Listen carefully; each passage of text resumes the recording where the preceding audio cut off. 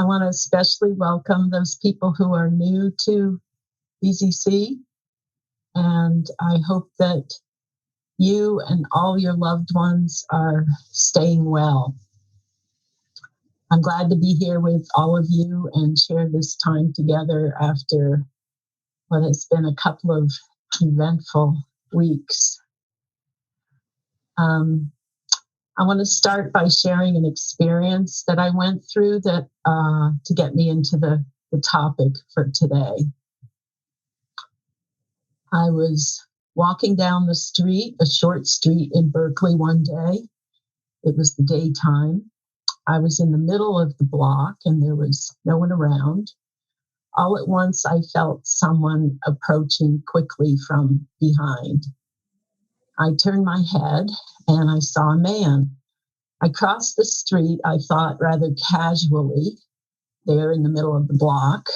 And just as I got to the other side of the block, the other side of the street, the man spoke to me. He had a calm voice and he said, "I wasn't going to attack you because I'm Black." As I looked across the street at the man, we were now right across from each other on opposite sides of the street. I looked at him and I continued to walk and I said to him, "Thank you very much for speaking to me and for saying that to me. I was thinking that I crossed the street because you're a man. And I think I would have crossed the street no matter what race you are because you're a man. As a woman, I've always had to be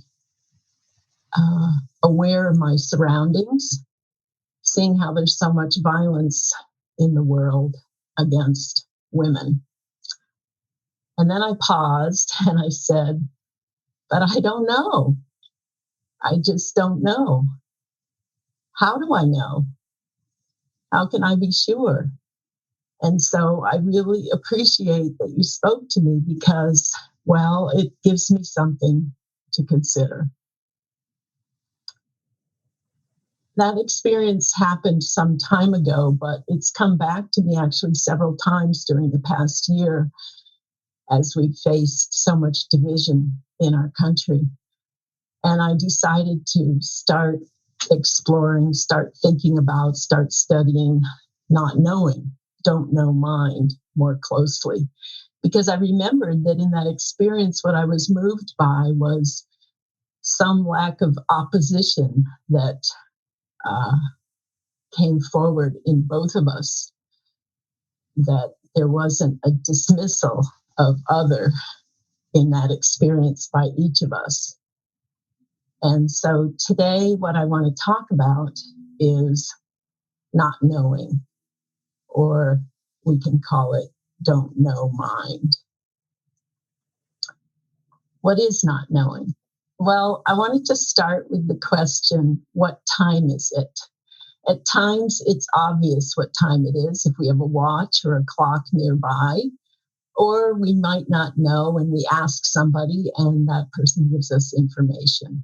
So there's knowing and there's not knowing. But the kind of not knowing that we talk about and that we tap into and that we practice and train ourselves in Zen is not that kind of knowing.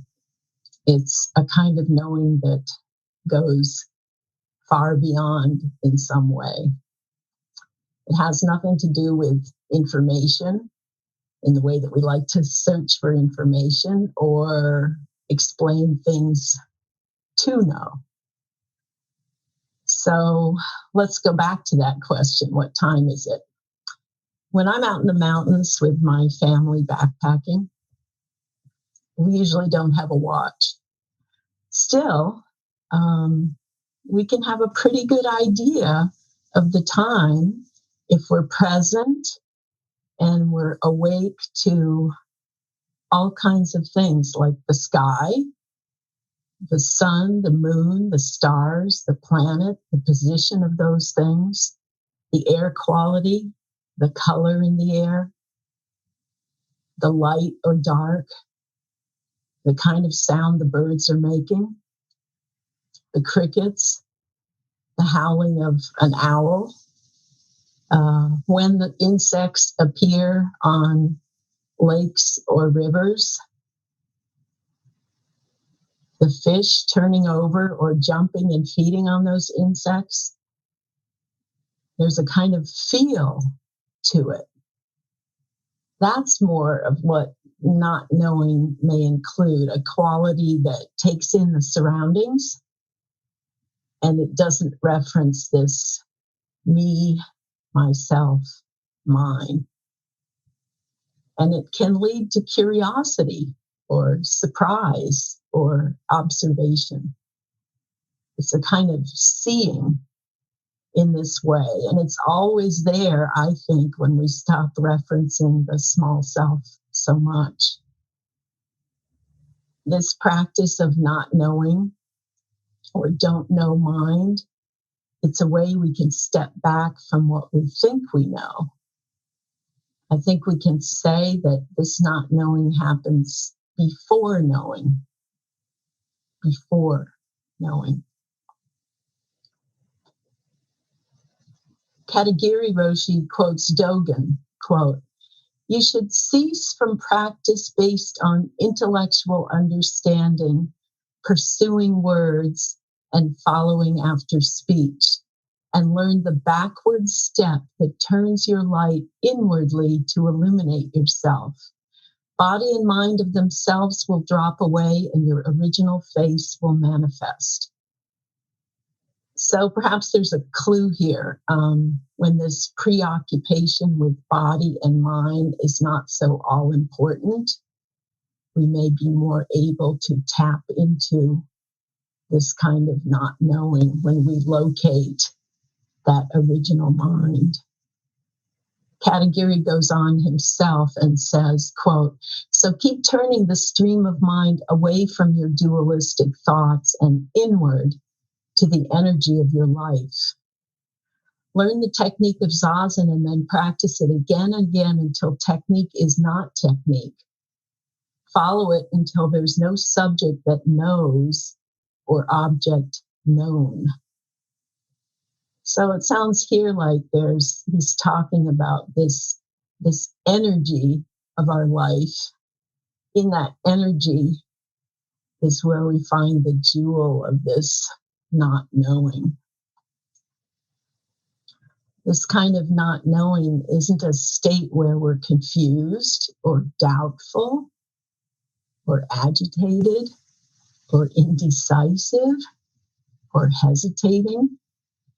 Not knowing when we're in it, even for a moment, is a calm place, even in the middle of the muddle of chaos. Remember that we're all practicing with that right now as we are in the middle of a pandemic. Suzuki Roshi says, quote, "Not knowing does not mean you don't know. It's more about not being limited by what we know or what we think we know." Suzuki Roshi reminds us, not always so. Sometimes yes, sometimes no. Not knowing. He says in Zen mind, beginner's mind, with beginner's mind, there are many possibilities. In the expert mind, there are few. Sojin Roshi often reminded us to cultivate the beginner's mind, the mind of don't know, the mind of many possibilities, because we don't know in any kind of definitive or singular way. Sojin Roshi continues to encourage us to cultivate a practice that goes beyond reasoning.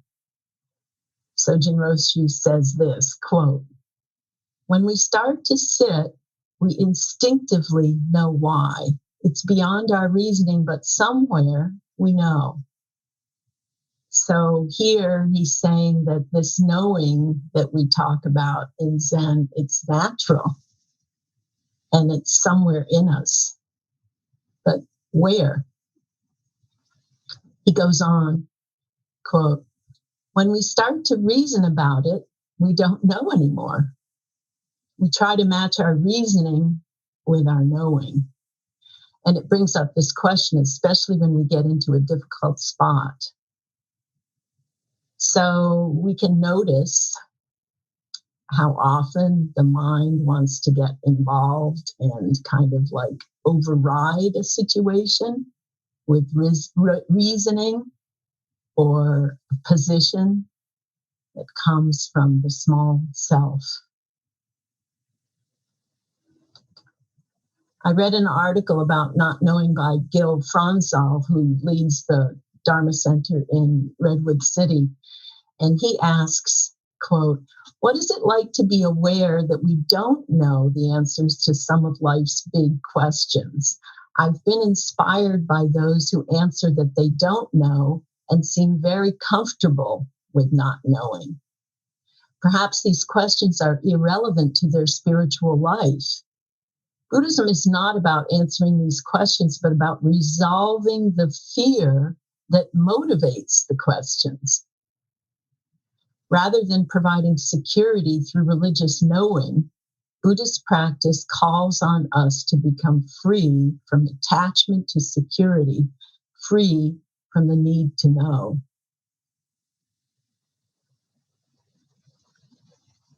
So at any point in our life, in the life of any person, we can come into contact with that yearning to express our innermost selves, to touch that place of not knowing, or what we think of as the self of Buddha. We don't know why, but we just decide to sit down. About a year and a half ago, many of you know that our daughter's childhood friend, Gia, died. About 10 months before that, right after her 23rd birthday, she was diagnosed with stage 4 stomach cancer. She dropped out of her last year of college and came home. And early on, she called me up and asked me if I would teach her how to meditate. She was experiencing great anxiety and fear. And I wonder now, actually, perhaps she had some sense of this universal inner awakening. I had never, ever talked with her about Zazen or Zen. And it was very moving to me that this came up, that she had this kind of deep knowing that came forward to her at this very, very difficult time. I told her I'd be happy to do that and I could come to her house. And she said, "No, I want to come to BZC and I want to start to go there with you." So I invited she and her mom to come one afternoon, and I gave them a tour, and we ended up in the Zendo. I gave them Zazen instruction, and we sat together. She didn't want to use a chair. She sat down and she received that instruction with complete openness, despite a fair amount of discomfort she was having in her body as a result of the cancer. She took right to it. She took to the form with great beauty and grace and flexibility. I was amazed and moved, and I thought, what happened? Where did that come from? What happens to any of us when we take up this form, when we learn to follow breath and posture, when we stop seeking after something? We may think we know why we come to practice, but actually it's probably more a function of not knowing that brings us to practice. I remember Sojin Roshi saying that really we come to practice to express ourselves, to express the Buddha self. The mind of not knowing that beginner's mind. We don't know why, really. We want to move towards a deepening, to move closer to the energy of life that's right at the center of who we all are. We want to be stable. We want to be calm, right inside any terror. How do we do that? Don't know mind is always right there to help us. And the point of our practice, the point of Zen training, is to cultivate that not knowing mind. Gil Fronsdal suggests that we carry that little phrase, don't know, around with us and repeat it often, like a kind of mantra, as a way to respond to what we think or what we believe. I think that's a good idea. Don't know, don't know. So whatever comes up, I can't do it, don't know. I can do it, don't know. I'm not that way, don't know.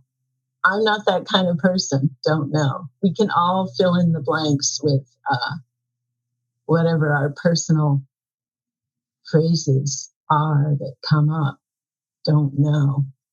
He says we can practice by using that little phrase often. And he says that that phrase is very, very powerful.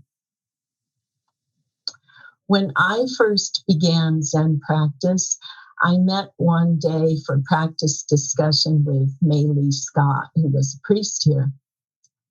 And I said to her something like, I'm not really a group person, so I'm not really sure this practice is right for me. I might not be very good at that part, the group part. And she paused and she said, your resting place may always be solitary, but you can learn to find comfort in any situation in which you find yourself. And I didn't really know what she meant. I couldn't get at it through my mind. I tried a lot. I could never really get at it conceptually. I knew what she said was important somehow, but I didn't have the experience to understand it. So over a long period of time, I came to understand through direct experience what she was pointing to. Not knowing then is somehow connected to direct experience instead of what we know about ourselves and others and the way that limits us and the situations that we find ourselves in.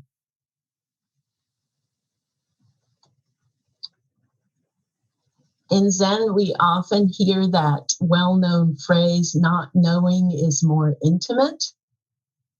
And what does that really mean to us as Zen students? So let's take a look. I'm going to read the koan from which that comes. It's very short. It's case 20 in the Book of Serenity.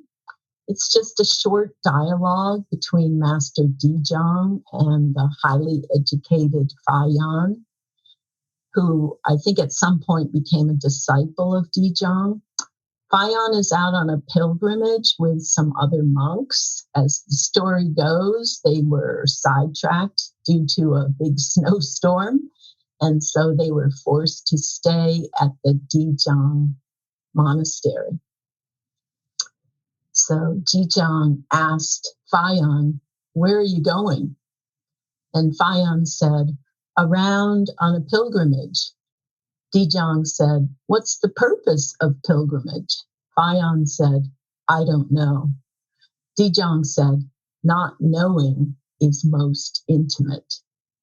At these words, Fayan was said to have instantly experienced enlightenment. So Dijong is asking about some big life questions, asking Fayan about the meaning of life and our pilgrimage on this path when he asks, what's the purpose of pilgrimage? And when Fayon answers that he doesn't know, well, Dijong quickly turns that I don't know right around. I don't know is just the right thing, he says. It's not the I don't know that Fayon was thinking, what he thought he meant.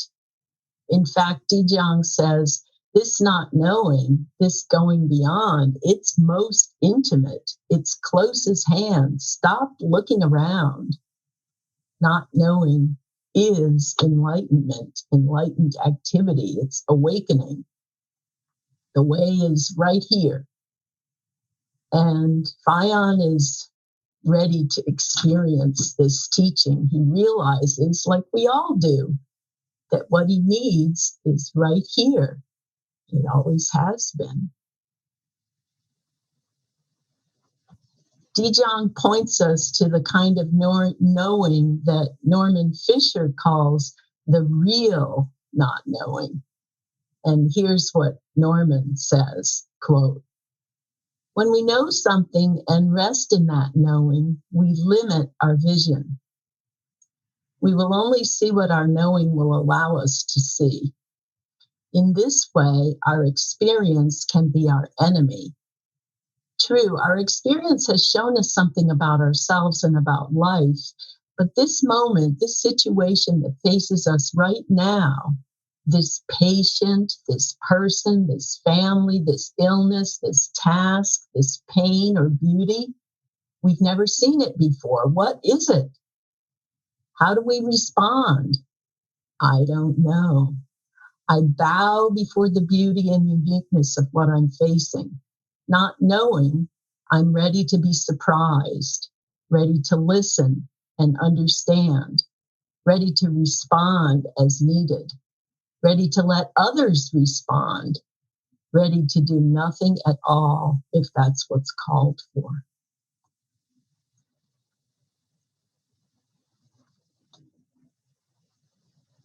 Norman says that experience, knowledge, and wisdom are good. But when we examine things closely, we can see that they remove us from what's right there in front of us. He says, when I know, I bring myself forward, imposing myself and my experience on this moment. When I don't know, I let experience come forward and reveal itself. I can enter into a new moment, which is always a new relationship, always fresh. I can be moved by what happens, fully engaged, and open to what the situation will show me.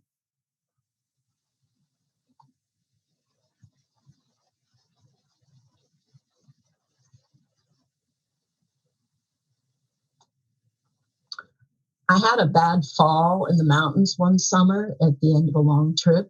We were coming down a long rocky side of a mountainside, and it was steep. We were facing outward and kind of stepping down on these little shelves. It wasn't really dangerous, but somehow I caught a foot and I couldn't stop the fall. I fell about like 50 or 75 feet down this long wall. I leaned back so that I wouldn't tumble forward. And there was just this sudden phrase that flew through the mind, just let go, I heard. I didn't know where it came from, and I didn't really know what it meant. I still don't know what it means. After all, letting go, it changes depending on the situation. There's no one letting go solution. Lately, I've been thinking about this and wondering if, in fact, it's the instruction that's the most important. That is our training, the instruction. And following the instruction takes us away from this me and all of her worries. By the time I got to the bottom where I landed on my butt, I was laughing. It was a kind of like bump, bump, bump down the side. It wasn't so bad. I mean, I was fortunate. I didn't get hurt, and that part was luck. I was in the experience, but there was something else. What was it? What happened? Letting go, whatever that means, may somehow be related to not knowing, to don't know. How? Well, letting go is just letting go of this me, the incessant focus on me, and including something else that's there at that moment, something we're related to or relating to, part of something in that particular moment, nothing else, no result, no outcome. Perhaps we might say that not knowing and letting go are related to what Ron described recently in his lecture as bare attention, from which some kind of response, some kind of appropriate response can emerge. Don't figure it out. Allow the bare attention itself to bring forth expression. That's the way I'm thinking about it right now. Follow it, stay with it. We're there in it as expression happens, out of the head, out of conceptualizing. I think we all have moments like that.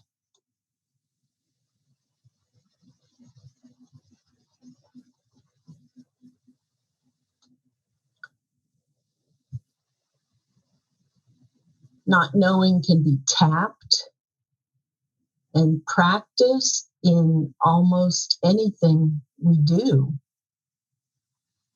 It looks like it comes up in relationship to repetition, as well as this idea of bare attention. Last week, I was out walking with our daughter, and she asked me what I was going to talk about today. And so we started talking about this kind of not knowing.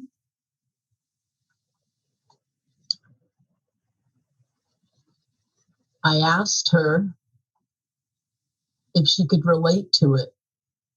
She's a dancer. So I said, is there some way that you experience this kind of not knowing that I'm thinking about in dance? And she said, oh, yes. And I said, well, could you say something about it? And she told me that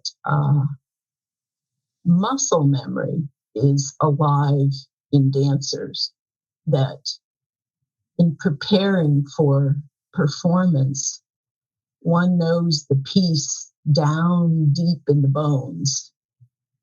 And she said, you know what comes next because you've done it a million times. You've been living it. You're always prepared for the next step, for what comes next.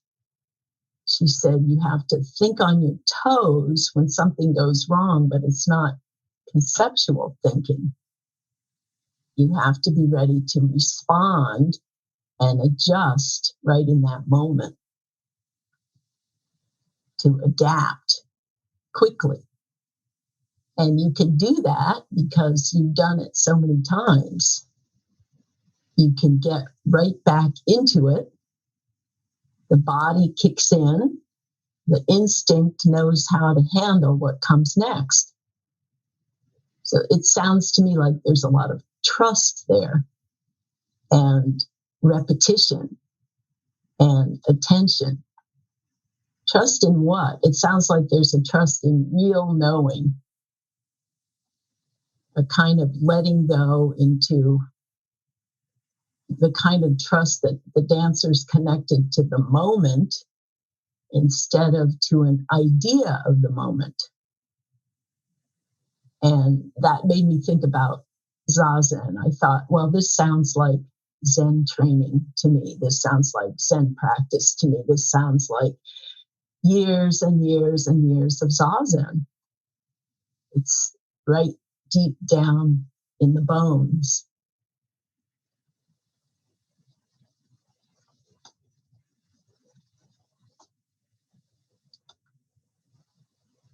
We have the opportunity to practice with not knowing now as we face the loss of our beloved teacher, Sojin Roshi. Where is he? Don't know. We don't know. Faiths from all over the world have ideas, belief systems that explain where we go, what happens to us.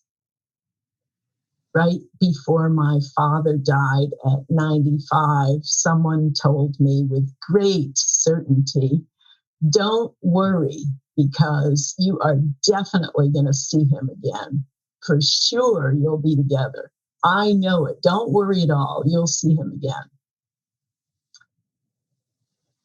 Our way of practice, our faith, is a bit different, or at least it is for me.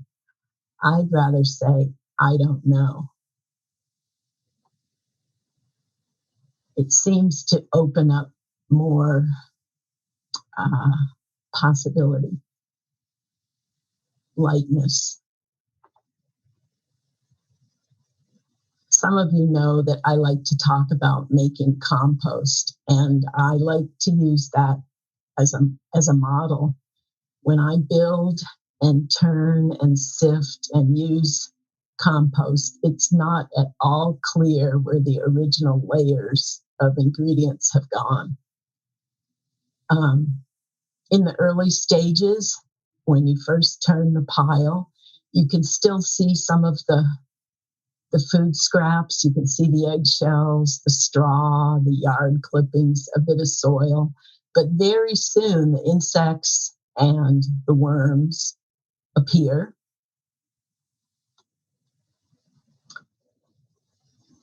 It's very scientific, I know, but it's still mysterious. Very mysterious what happens. You end up some months later with this wonderful, rich compost full of nutrients that feed the earth, the garden, and the plants. In the end, you can't see any of what you put in there. Nothing you had before is recognizable with your eyes now. Still, you know that everything you put in there is there in a different form. It seems simple, but it's always like magic to me, such a mystery. It's all there and it's all different. This is a comfort to me. I've been turning compost in my yard since Sojin's death. It's a kind of way for me to grieve and to celebrate his life. Where is he?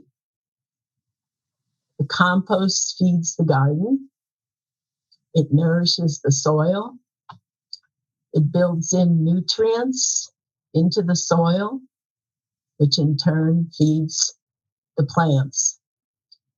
And look at the forest.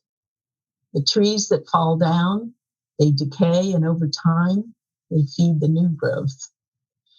Those magnificent trees disappear, but they live on in how they feed the forest, the plants, and the animals that live there.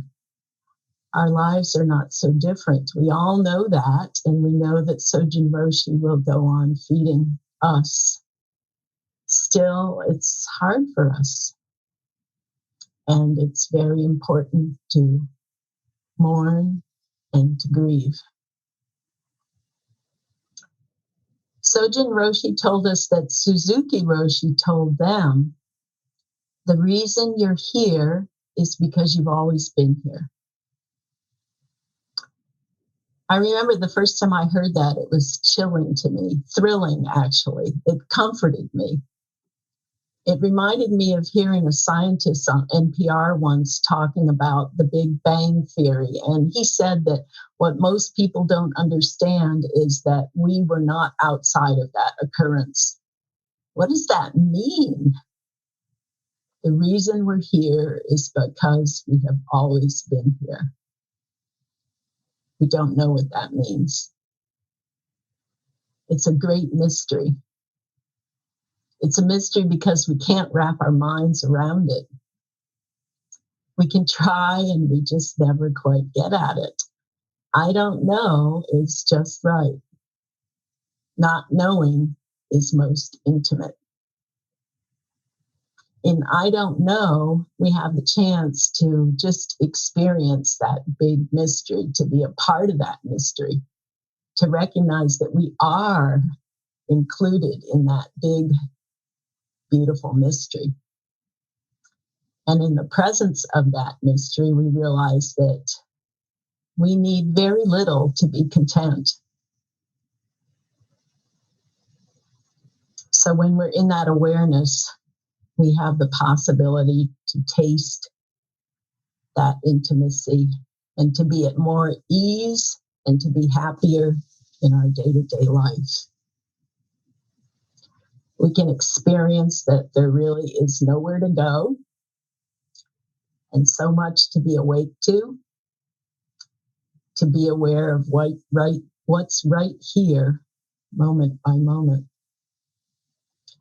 How can we cultivate that not knowing, that real not knowing? I think the answer lies in Zazen and in what Suzuki Roshi calls the essence of Zen, not always so. So those are my thoughts today about not knowing, don't know mind. And I see we have plenty of time for discussion or comments. I'm interested in how you think about not knowing. So turn this over to Blake, right? And I'll turn it over to the Sangha. Please raise your digital hand, and we will call on you, perhaps not in order, but we will call on you. And if you have a question, please type it into the chat, preceded by maybe a question mark or the word question, so I can distinguish it.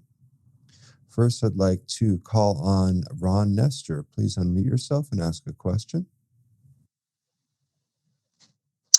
Thanks, Blake. Susan, relevant to your talk is my favorite saying from an old Zen teacher, Hakuin. I think he's lived back in the early 1700s, Japanese great Zen teacher. Somebody asked him, what happens after we die? He said, I don't know. And the questioner said, well, you're a Zen master. Aren't you supposed to know that? And he said, well, I'm a Zen master, but I'm not a dead Zen master.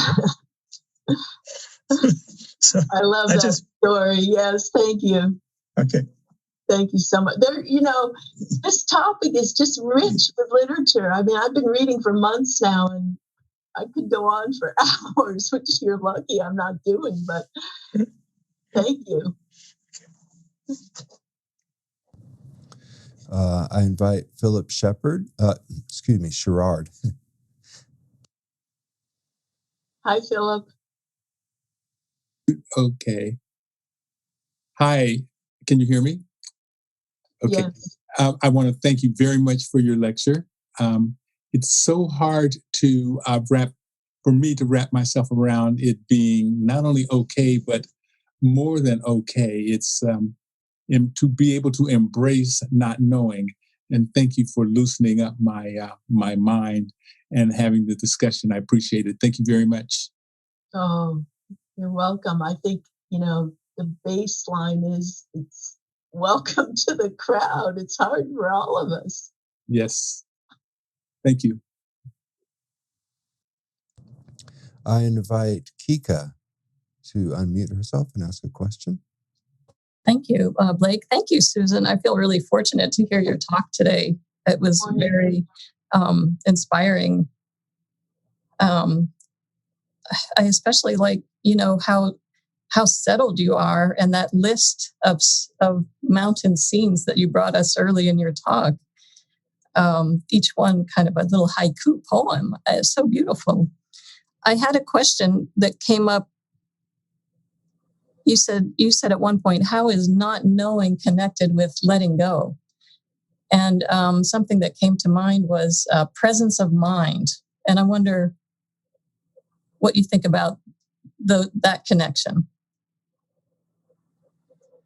What do you mean by presence of mind? Presence of which mind? Yeah, it's a phrase that I heard Sojin use. Be present, being present.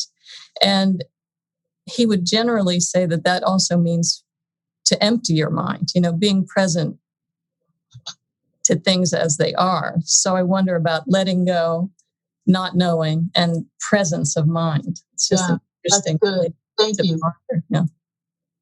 Yeah, be present. That maybe be present is let go, because be present, then I'm not focused on me.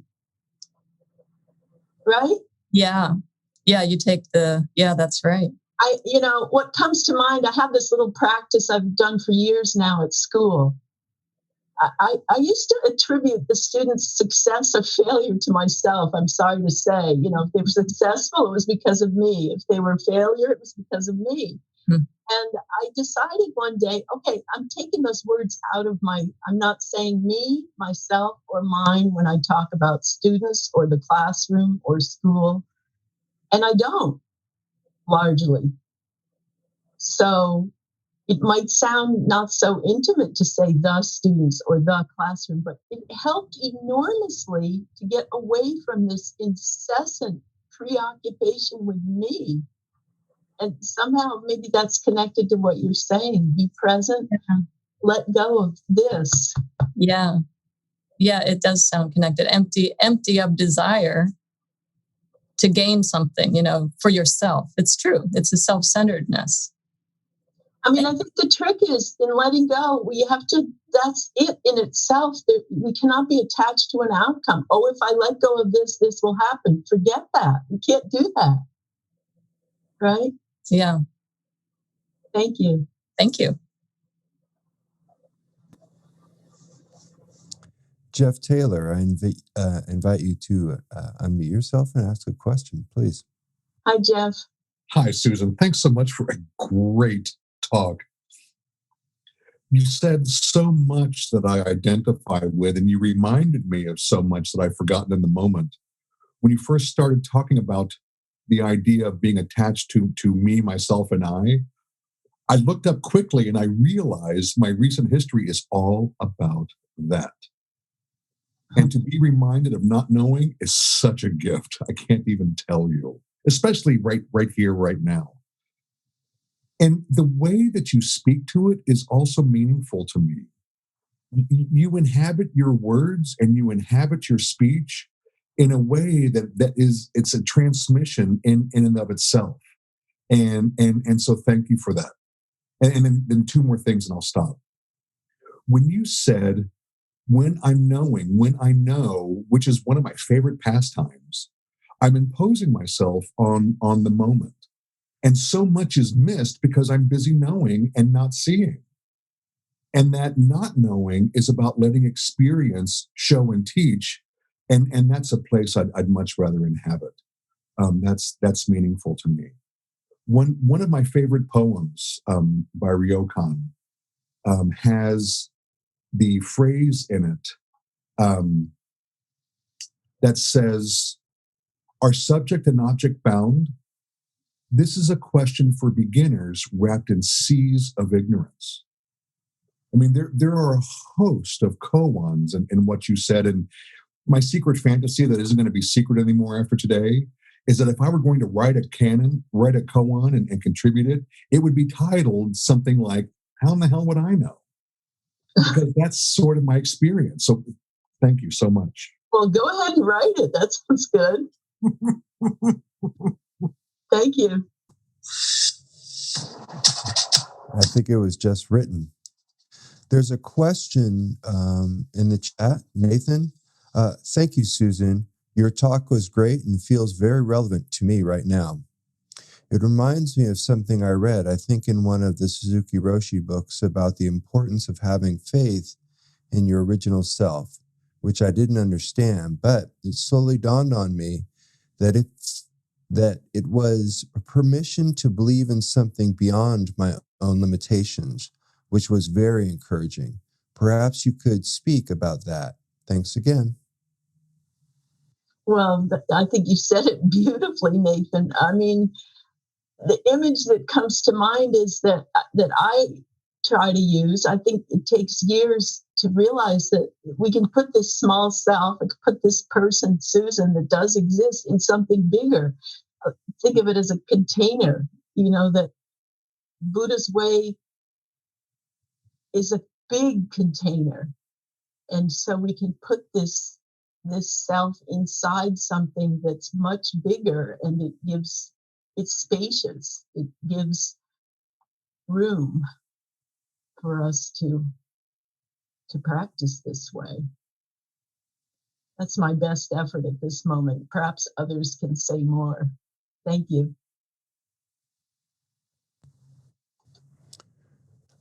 Sally or Ed, please unmute yourself and ask a question.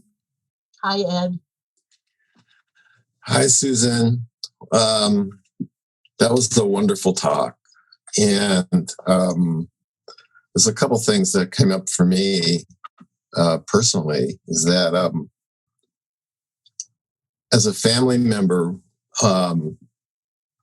with loved ones who hear voices or have other extraordinary experiences, what I needed to cultivate is not knowing.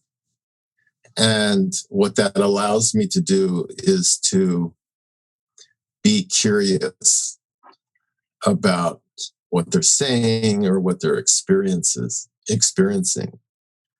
And that has made all the difference in the world, and has allowed me to have a relationship based on that, based on not knowing, and a closeness and an understanding and an openness to actually just listen. And that has made all the difference. I never thought it was a Buddhist practice, but now I realize it is. And the other thing I wanted to say is that this is the second Saturday program where, since Sojin has died, and for many of us who aren't residents of BZC, Saturdays were the time that we got to hang out with him more than any other time. And so, as you talked about him, these are days when I miss him, and I feel his presence on these days, especially strongly. So I just wanted to say me too. Thank you for saying that. One thing that has really struck me, I had to go back to the dictionary and look up what's the difference between grieving and mourning. And, the difference is that mourning is public, and we have not had this opportunity. I mean, this doesn't make it. This is fine, but we haven't had this opportunity to publicly mourn together. And, so each of us is doing our grieving on our own. And at some point, we will be able to be back together again and both celebrate and mourn in the ways that we're able to do when we're together, warm body to warm body, right? Thank you. Sue Moon, please unmute yourself and ask a question.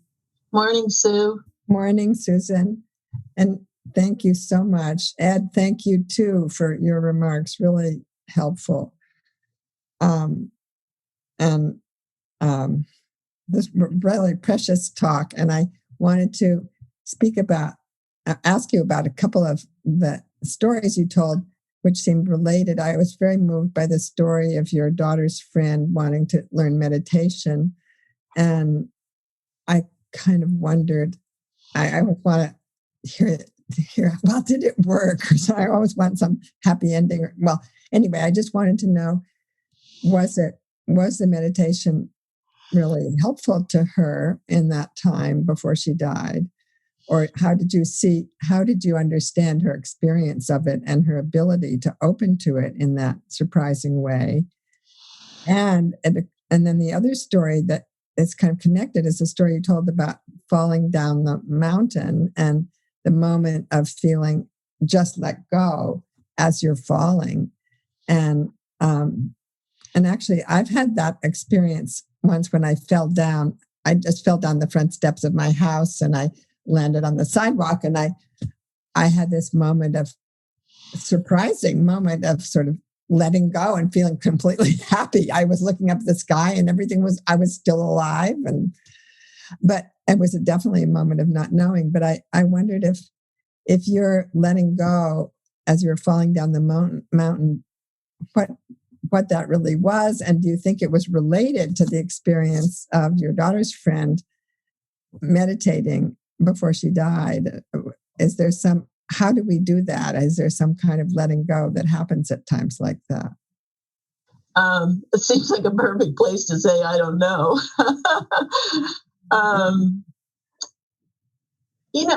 I just come back to, I don't know if this is a cop-out, but I just come back to, this is our training.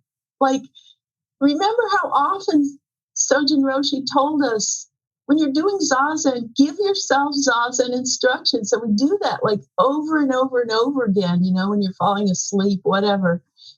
So who knows what happened out there on the mountain that day? Those words just came up. Mm-hmm. Or when you fell down the street, down the steps, the words just came up, right? I just think that's our practice. That's the instruction. The instruction is there. And then we follow it. I don't know. I really don't know. Mm-hmm. Do you think it's also in that moment of falling, everything's upside down, gravity's suddenly, the world is upside down.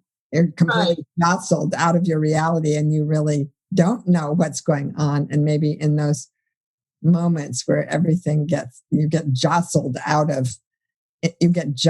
into the moment of what's happening. But I could imagine another scenario. We just don't know where if I had tried to stop the fall, I might have gotten hurt. Yeah. Because I might have gotten in the way. There's that other instruction, just get out of the way. What comes to mind, my father in the last couple of years of his life, he really needed to start using a cane and he wouldn't use it. And he had all these falls and he kept saying to me, "Oh, don't worry, I've got falling down pat." And I said, "Well, what do you mean by that?" And he said, "Oh, I just let go." And, so there you go. Yeah. Maybe we do. In terms of Gia, she didn't have the time to cultivate that process of learning meditation and then, cultivating it over a lifetime. And yet, how do I know how it helped her? I don't know, but she did sit quite a bit with me and then at her own house. And, she over many months became accustomed to the situation she was in, embraced it, and died very gracefully. So how do we know? I'd like to think that it was something that helped her, and I think in the times that I sat with her, she found it helpful. That's about all I can say. Well, thank you for your help with these things. We're coming to a close, so let's share this space by being brief.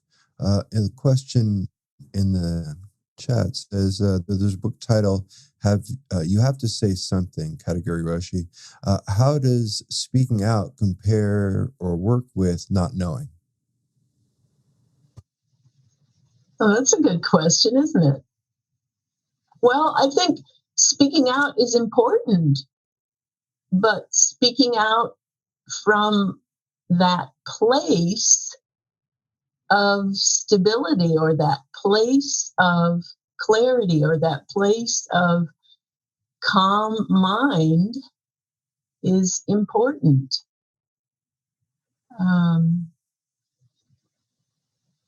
We can always take a breath before we speak out, can't we? I mean, I forget, don't you? But the times when I don't forget are probably better. Judith Smith, please unmute yourself and ask a question. Hi, Judy. Hi, Susan. One of the things that came up for me in your talk was not knowing for me is very tied to not trying to control everything. And that was something that I talked to Sojan a lot about on our Dokusan dog walks at the marina early on. Because as, you know, someone who's disabled, there's a lot that's out of my control.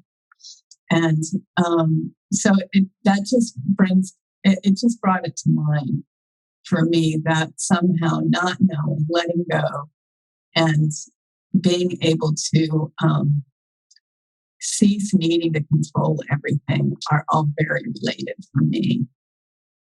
It was a good reminder. Yeah, good point. I totally agree.